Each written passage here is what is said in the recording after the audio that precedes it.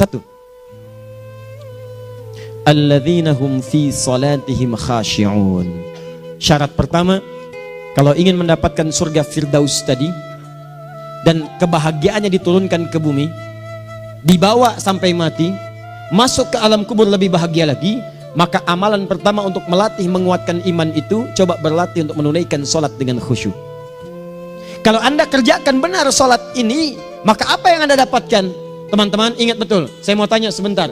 Keabadian yang abadi disebut dengan sa'id. Kalau kita ingin turunkan ke dunia percikannya kita dapatkan, usahanya disebut dengan apa? Masih ingat? Aflah itu kalau didapatkan, kata dasarnya apa tadi? Falahun. Lihat baik-baik. Kata Allah dalam Al-Quran tadi, kalau ingin mendapatkan falahun, amalan pertama sholat. Makanya ketika dipanggil sholat, kalimat falah dilekatkan pada panggilan sholat. 5 kali diingatkan. Begitu muadzin kemudian azan memanggil Anda, hayya 'alas shalah. Anda bertanya, ya Allah kenapa kami mesti sholat? Dijawab, hayya 'alal falah. Yuk, pagi ayo. Yang sejati datang sini. Belum dapat sujud, belum dapat ruku, saya berikan.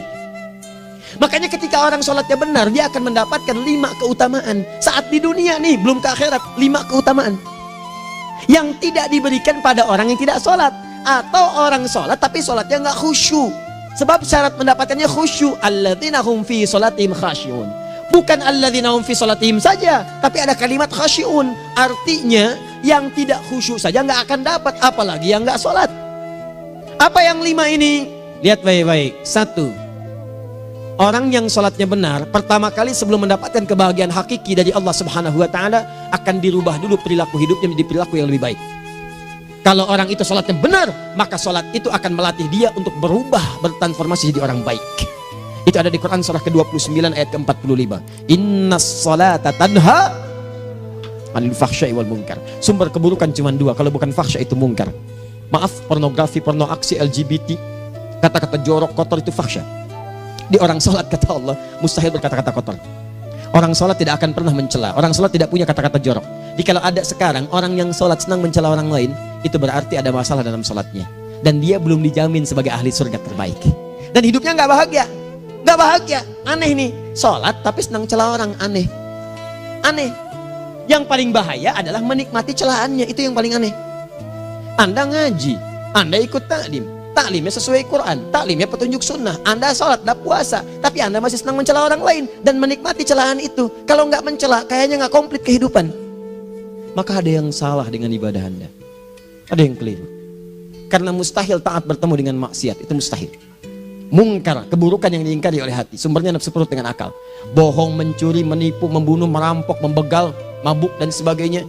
Itu namanya mungkar. Orang sholat gak mungkin mengerjakan mungkar. Jadi kalau sholat kita benar, cukuplah Anda sholat, maka Anda akan jadi orang baik. Makanya kata Nabi, Anda punya anak dari kecil ajarin sholat. Sholat kalau naik jadi balik, kerjakan terus. Kasih pelajaran membuat dia mengerti. Kalau masih susah, berikan pelajaran. Ini sering diterjemahkan dengan memukul. Mukul di Arab beda dengan konteks mukul sekarang. Mukul di Arab tuh ngasih pelajaran supaya ngerti. Anda bisa terjemahkan dengan konteks lain. Uang jajannya tahan, yang kesukaannya simpan dulu. Bisa dengan konteks kekinian. Tapi poinnya, kenapa anak Anda dari kecil ajarin sholat, sampai kenalkan dengan masjid, ajari 3 tahun bawa ke masjid, kenalkan dengan masjid. Gak ada masalah lari-lari itu sebelum waktu sholat. Kenalkan dulu. Dulu orang-orang tuh begitu, sebelum waktunya dikenalkan, jalan, begitu lari, biarin dulu. Setelah itu diberi pengertian. Nah, ini bukan tempat berlari, yang berlari di sana nanti, yang di sini nanti akan ada orang-orang baik semuanya. Terus Anda lihat berbaris, baris rapi. Kalau pengen baik, ikutan baris nanti. Terus nanti ada yang mimpin di depan, namanya imam. Imam itu siapa ya? Tetangga kita bukan yang Pak Imam, bukan. Bukan. Kalau tetangga kita namanya Imam S. Arifin. Kalau yang ini imam sholat namanya. Imam sholat itu nanti akan pimpin menyembah Allah. Allah siapa ya? Allah itulah yang memberikan ayah rizki. Allah itu yang memberikan ayah rizki sehingga bisa beli tobot buat kakak. Beli robokar poli. Ini yang poli, ini yang embers, ini yang heli. Ini dulu kakak semuanya tuh. Yang kasih Allah. Nanti kalau kakak bagus bisa ikut rapi di sini. Allah akan senang, akan ditambah lagi oleh Allah. Oh begitu ya. Datang, begitu caranya.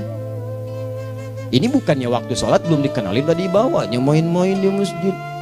Bahkan ada yang agak repot lagi, di rumahnya susah diatur, dibilang, kamu ini susah diatur, main sana ke masjid, disuruh main, ya main di masjid.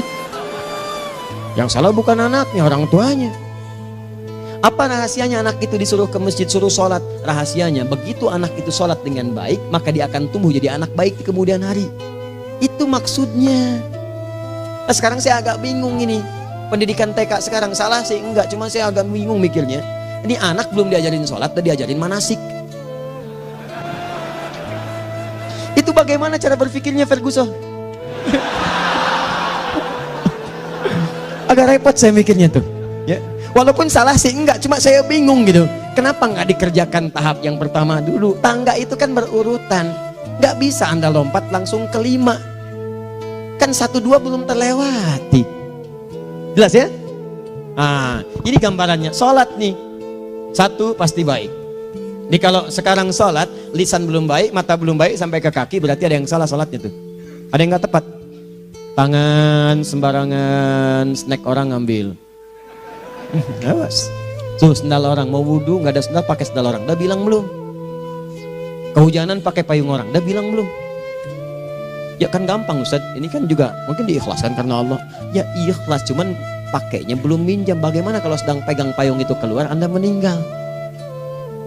Nah, coba mikirin ke situ. Coba ke kantor. Kalau didorong proyek yang nggak jelas, minta tanda tangan, pikir lu bagaimana kalau meninggal. Kemarin saya sama teman-teman artis saya katakan begini, Anda ya, kalau Anda mengaji dengan saya, jangan pernah menerima peran maksiat. Walaupun itu sekedar adegan, tapi itu maksiat. Kalau bayangkan ketika Anda memerankan itu, Anda diwafatkan oleh Allah Subhanahu Wa Taala. Maka demi Allah saya katakan tidak ada faedahnya Anda ngaji sekarang, ngaji besok. Ketika Anda menerima peran itu, Anda wafat dalam keadaan bermaksiat di hadapan Allah Subhanahu Wa Taala. Maka saya pun katakan pada Anda, ayo belajar yang betul, pahami, bangun sholat, belajar, dalami seperti orang tua kita dulu. Tinggalkan nyontek, budaya yang nggak jelas. Rasakan ketika nyontek Anda wafat, apa yang Anda dapatkan? Di Libya itu kalau nyontek, di Libya ya, saya pernah sekolah di Libya nih, itu kalau nyontek dibiarin aja dulu. Dan rekornya 100% ketahuan. Begitu sudah selesai, cuma jeda 2 jam, langsung ada panggilan. Si Fulan silahkan datang ke kantor. Apa yang disediakan di kantor sudah siap. Anda diberi waktu 2 jam dari sekarang, siapkan beres-beres koper Anda. Di sini tertulis Anda akan pulang. Tiketnya sudah lengkap, dikawal 2 orang. Dituliskan di situ anak ini nyontek, gak boleh kembali ke sini. Libya. Gak ada, zero tolerance bagi yang seperti itu. Keluar. Kami gak terima di sini. Harusnya begitu. Gak ada faedahnya. Yang kita butuhkan amalan dari ilmu, bukan nilai-nilai itu sementara. Gak ada. Sudah. Nah ini akhirnya begini kualitasnya nih.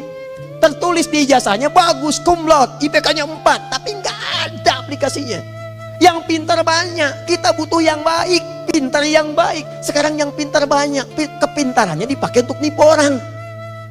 Itu yang bahaya. Ahli hukum banyak yang dihukum. Ahli ekonomi tidak bisa mengangkat perekonomian. Apa yang salah? Apa yang salah? Ini yang jadi persoalan. Tapi dasar manusia begitu di sidang mulai pakai peci, pakai baju koko, pakai tasbih, dan pakai kerudung. Luar biasa. Nih 2. Orang kalau sholatnya benar, Allah akan berikan ketenangan dalam jiwanya. Tenang hati. Jangankan musibah kecil, musibah paling besar pun tenang aja dia. Tenang, dia paham rumusnya. Allahu Akbar. Turun Quran surah ke-13 ayat ke-28. Ala bidzikrillahi tatmainnul. Yakinkan pada dirimu zikir kepada Allah membuat hati tenang. Di antara turunan zikir amalannya adalah salat. Dari mana taunya Quran surah ke-20 ayat ke-14. Innani anallahu la ilaha illa ana fa'budni wa aqimis salata lidzikri. Saya Allah, kata Allah ke Nabi Musa. Tidak ada Tuhan selain saya, sembah saya. Bagaimana menyembahmu ya Allah? Tunaikan salat sebagai zikir kepada saya. Zikir. Nah, maka kalau Anda sedang tidak tenang, ayo ke masjid. Banyak zikir itu, baca Quran zikir. Quran surah 15 ayat 9. Inna nahnu nazzalna dzikra. Kami turunkan Al-Quran sebagai zikir. Jadi kalau Anda sedang baca Al-Quran, Anda sedang berzikir. Ibu kalau sedang gak tenang, Bu, gelisah, gak enak, gak usah mengeluh, apalagi bikin status gak karuan. Ibu wudhu, ambil mushaf baca. Begitu sedang baca ada ketenangan dalam jiwa. Berdoa, zikir. Kalau sedang gak tenang besok ada proyek, doa dulu. Doa itu memberikan ketenangan. Makanya doa disebut dengan zikir. Quran surah ke-7 ayat 205. Wadhkur rabbaka fi nafsika tadarruan wa khifatan wa dunal jahri minal qaul. Ayo berzikir, minta kepada Allah dengan segenap jiwamu, mohon dengan penuh ketawaduan. nanti ketenangan diberikan. Menghafal Quran, baca itu zikir. Quran surah ke-54 ayat 17, 22, 32, 40. Walaqad yassarnal Qur'ana lidzikri fahal mim mudzakir. Menyebut nama Allah, Al-Asmaul Husna itu zikir. Sedang ada persoalan, ya Allah, ya Allah, ya Allah, ya Rahman, ya Rahim, ya Malik, ya Qudus, ya Allah, ya Allah, ya Allah, ya Allah. Zikir. Dalilnya Quran surah kedua ayat 152. Fadhkuruni adzkurkum. Sebut namaku, zikir. Apapun akan mengingatmu. Gimana menyebutnya? Ditafsir di Quran surah 17. Ayat keberapa? 110. Qulidullah awid rahman ayyamma tad'u falahul asmaul husna. Sebut nama Allah. Itu menenteramkan pada jiwa. Sedangkan sholat gabungan dari semua zikir tadi. Bukankah dalam sholat Anda baca Al-Quran? Bukankah dalam sholat Anda menghafal Al-Quran? Bukankah dalam sholat Anda berdoa? Bukankah dalam sholat Anda istighfar? Anda mohon digabungkan semua itu. Amalan sholat menggabungkan semua jenis zikir. Masa Anda nggak tenang juga? Makanya sholat, jangankan sholat ya, tempat sholat itu yang menenangkan. Tempat sholat, tempat paling tenang di muka bumi. Kalau nggak percaya silahkan ya, Anda sebelum masuk ke Istiqomah ini, begitu Anda masuk kan perasaannya beda kan? Lain. Silahkan cek, kalau cari ketenangan datang ke masjid. Masuk, wudhu masuk, sholat 2 rakaat tenang. Dekat kipas angin, saking tenangnya plek ngantuk tidur. Beneran. Enak. Makanya saat Ramadan kalau orang pengen cari ketenangan, lihat di perusahaan-perusahaan penuh tuh musola pada tidur. Ya, mengamalkan hadis palsu. Ya, dia musoim ibadah, tidurnya orang puasa ibadah, hadis palsu. Nah, itu teman-teman. Itu gambarannya tiga. Orang yang salatnya khusyuk benar, itu dijamin langsung oleh Allah Subhanahu wa taala akan dimudahkan semua urusan hidupnya termasuk rezekinya. Ini yang saya katakan. Jadi saya katakan tadi, di akhirat ini, di surga, rezeki tinggal ngambil. Anda kalau benar salatnya, itu langsung dijanjikan oleh Allah. Rezeki itu nggak perlu Anda banyak pikirkan. Ikhtiar sedikit datang, bahkan dari sisi yang tidak Anda duga. Apa dalilnya? Quran surah ke-65 ayat 2 dan 3. Ditafsir di Al-Baqarah ayat 2 dan 3. Wa may yattaqillaha yaj'al lahu makhraja. Ada orang yang meningkatkan takwanya kepada Allah, kami mudahkan urusan hidupnya. Setiap persoalannya diberikan jalan keluar, mudah. Solusi. Setiap ada problematika, ada solusi. Wa yarzuqhu min haitsu la yahtasib. Dan kalau dia ingin mendapatkan rezeki, bahkan kami kirimkan dari sisi yang tidak dia duga. Orang lain capek ini datang lagi, tawaran proyek datang lagi. Utsman tuh Masya Allah kayanya banyak, tapi yang paling dirindukan bukan saat mendapatkan peningkatan omsetnya, yaitu saat dia mendapatkan waktu khusus dengan Allah untuk sholat malam hari, sampai-sampainya sempat sholat tahajud sampai khatam Al-Quran. Abdurrahman bin Auf demikian, Tamim Ad-Dari demikian, sholat karena tahu sholat itu meningkatkan rizki. Karena tahu kuncinya ada di situ, Allah yang punya rizki, disebut dengan Razzaq, pemilik rizki. Maka saya harus punya hubungan dekat dengan Allah. Kalau sudah punya hubungan dekat, mau apa aja gampang. Belum minta, udah diperhatikan. Silahkan cek, Anda punya hubungan baik dengan bos Anda di kantor. Ya, sebelum Anda minta, beliau udah pikirin tuh, telepon bendahara. Dia udah ngambil belum gajinya? Belum Pak, tambahkan bonus sekian. Kenapa? Karena dia mengawasi Anda. Allah maha tahu dibandingkan dengan bos Anda. Mendekat kepada Allah, semua diperhatikan oleh Allah. Siapa orang takwa itu? Kalimat takwa pertama di Al-Quran Al-Baqarah ayat 2, amalannya ayat 3. Dzalikal kitabu la raiba fihi hudal lil. Siapa mutakin itu? Ayat 3-nya. Alladzina yu'minuna bil ghaib wa yuqimunas shalah. Gampang. Kalau pengen mudah hidupnya gampang. Biaya nggak mahal, tenaga nggak banyak, tingkatkan takwa nih. Jadi kalau hidup Anda masih susah, di kantor champion, di rumah tangga bermasalah terus, atau sebaliknya, maka boleh jadi kalau gelar Anda tinggi, harta Anda banyak, tapi selalu punya masalah, bukan Anda kurang hebat, bukan Anda kurang kedudukan, bukan Anda kurang kaya, Anda kurang takwa. Dan yang paling dahsyat, mungkin sholat Anda belum berkualitas. 4. Orang yang sholatnya benar, khusyuk dia, bahkan saat sholat itu kalau dia minta, maka seketika doanya akan dikabulkan. Tanpa diskusi, langsung seketika. Contoh, Quran surah ketiga ayat 38-39. Demi Allah saya katakan, Nabi Zakaria punya masalahnya pelik. Sudah berumah tangga, istrinya divonis monopos, maaf bahkan mandul. Gak mungkin punya keturunan. Maka apa yang beliau kerjakan? Secara singkat beliau sholat. Begitu sholat minta kepada Allah. Hunalika da'a Zakaria rabbah. Di mihrab itu beliau bermohon kepada Allah. Bermohonnya sambil sholat. Qala rabbi habli min ladunka dzurriyyatan thayyibah innaka sami'ud du'a. Ya Allah, mereka katakan saya nggak mungkin punya keturunan. Sekarang saya ingin katakan, ya Allah, saya hanya minta darimu saja, saya nggak akan dengarkan mereka. Ya Allah, mohon Engkau maha mendengar, ya Allah. Maha mendengar doa saya. Kalau kepada yang maha mendengar aja nggak mengabulkan, kepada siapa lagi saya mesti minta? Apa yang terjadi? Fanadatul malaikatu wa huwa qa'imun yusalli fil mihrab. turun malaikat mengabarkan, sedangkan beliau masih sholat, belum selesai dalam sholatnya. Sholat khusyuk itu belum selesai sholat aja dikabulkan, doa sudah turun. Sholatnya belum selesai, doa sudah dikabulkan. Annallaha yubashshiruka bi Yahya. Allah kasih kabar gembira, doa kamu didengar, dikabulkan, kamu akan punya anak, namanya langsung dari Allah Yahya, artinya hidup yang mustahil menurut manusia. Lahir seorang dari rahim perempuan yang menepus dan mandul, bayi yang hidup, kata Allah nggak ada yang mustahil bagiku, jadi dan jadi dia. Berita baiknya, Nabi Zakaria sholat dikabulkan. Umat Nabi Muhammad sebelum sholat sudah ditunggu oleh Allah, mau minta apa, aku kabulkan sekarang.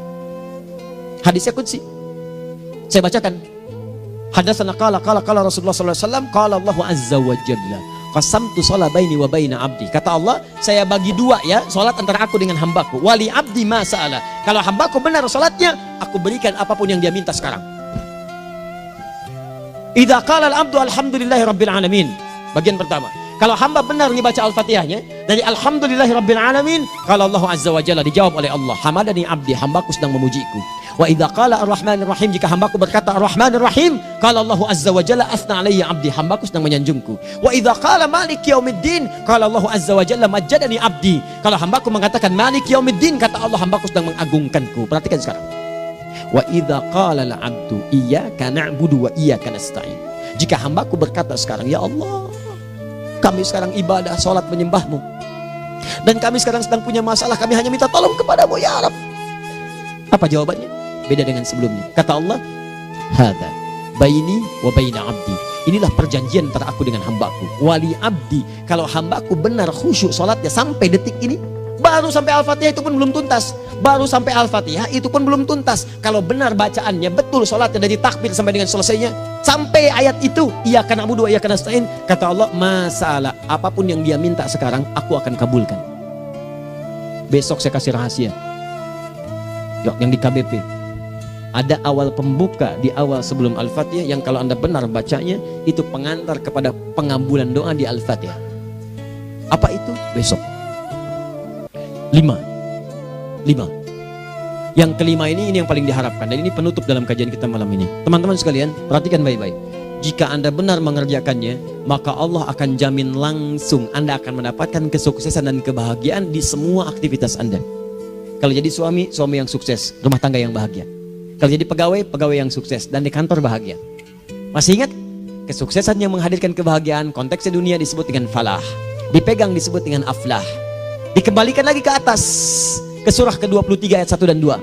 Qad aflahal mu'minun. Apa amalannya? Alladzina hum fi salatihim khashi'un.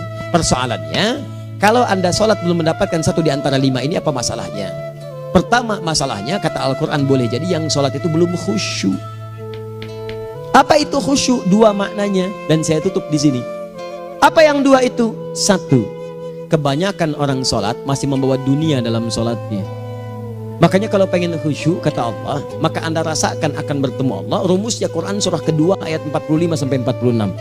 Rasakan secara singkat, mungkin itu sholat terakhir yang Anda akan kerjakan dalam kehidupan. Mungkin di sholat itu Anda wafat. Kata Allah, alladzina yadhunnuna annahum mulaqu rabbihim. Orang khusyuk itu sudah kelihatan dari sebelum sholat, dia sudah merasa persiapan menghadap Allah.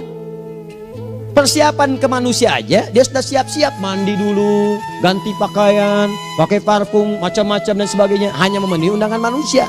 Allah mengundang Anda 5 kali dalam sehari. Ya maaf, mengabulkan doa Anda, mencukupkan kebutuhan, menyembuhkan kalau sakit, disiapkan Anda. Harusnya apa? Penampilan sempurna. Kata Quran, orang khusyuk itu kelihatan sebelum sholat, pakaiannya kelihatan. Quran surah 7 ayat 31, ya bani Adam khudhu zinatakum inda kulli masjid. Hai anak cucu Adam, kalau tiba panggilan dari masjid, kenakan pakaian terbaikmu. Di anak cucu Adam tuh kelihatan.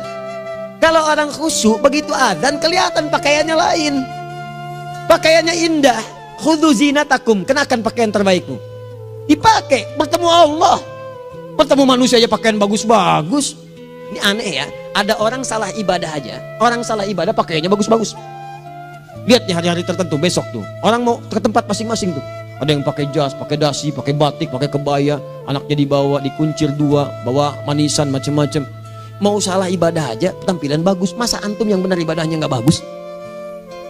Bedakan pakaian futsal, pakaian sholat ganti dengan yang sholat. Ini gimana pakaian sholat pakai pakaian futsal? Depannya gambar Messi, belakang Ronaldo. Repot. Malaikatnya juga bilang, kamu salah baju, harusnya Luka Modric.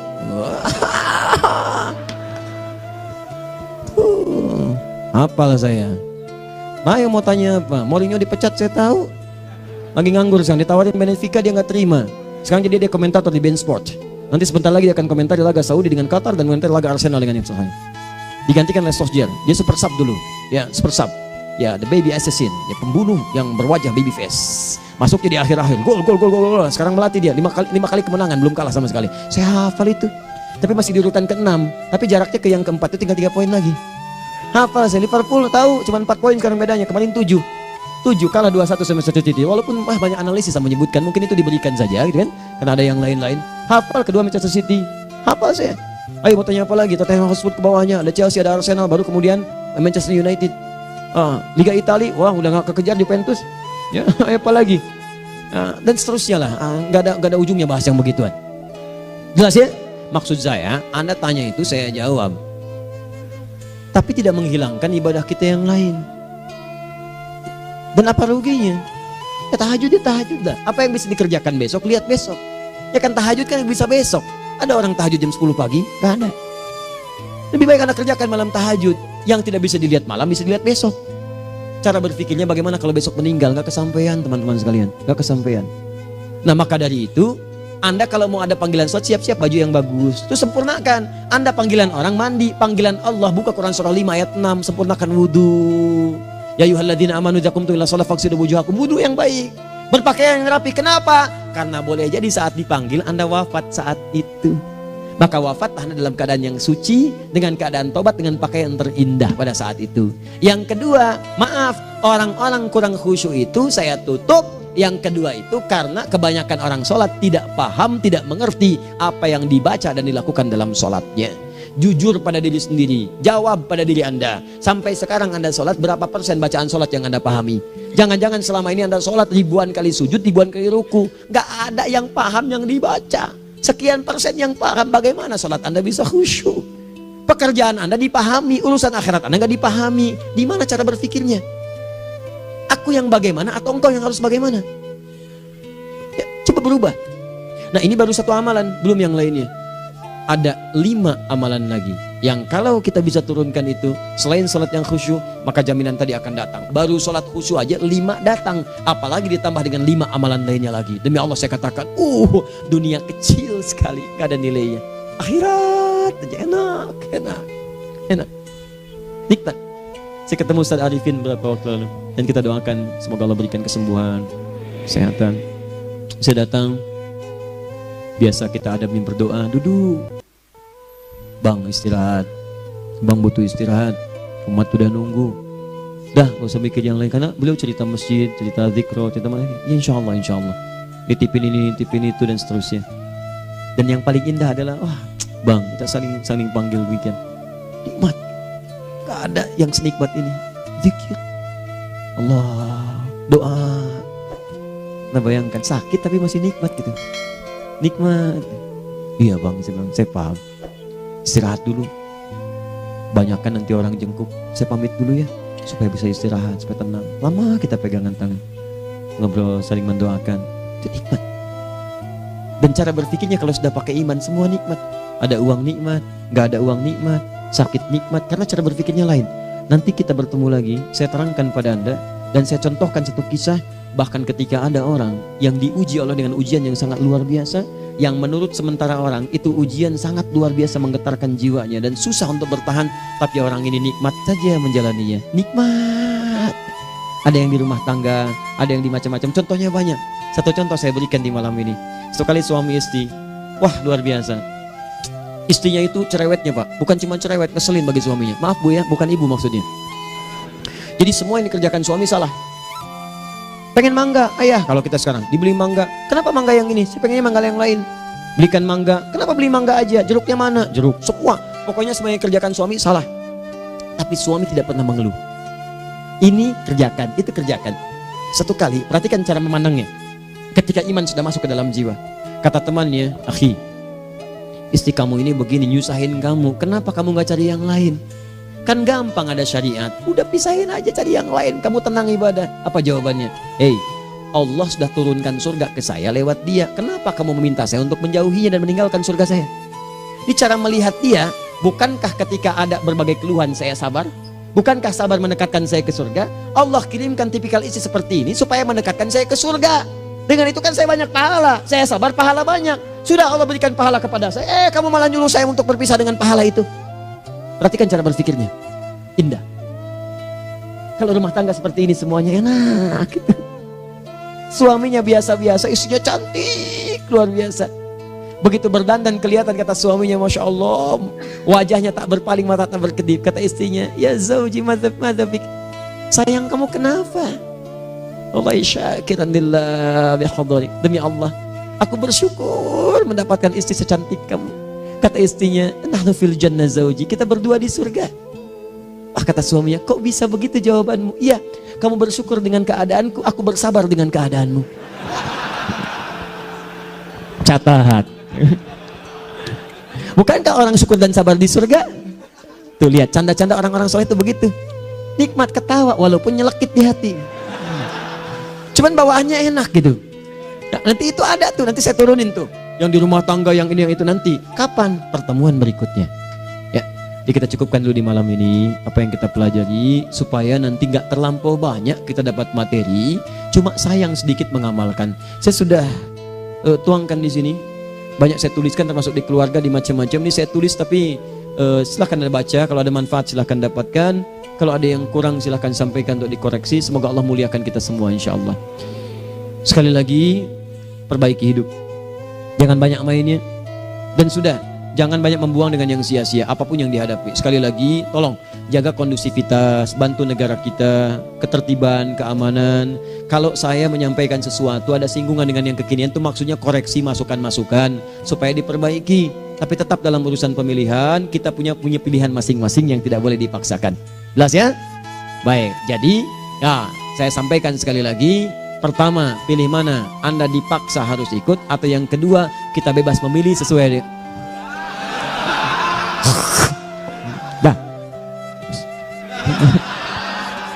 Sudah ya. Jadi kita akhiri, subhanakallahumma bihamdika asyhadu an la ilaha illa anta astaghfiruka wa atubu ilaik. Wa akhiru da'wan alhamdulillahirabbil alamin. Assalamualaikum warahmatullahi wabarakatuh.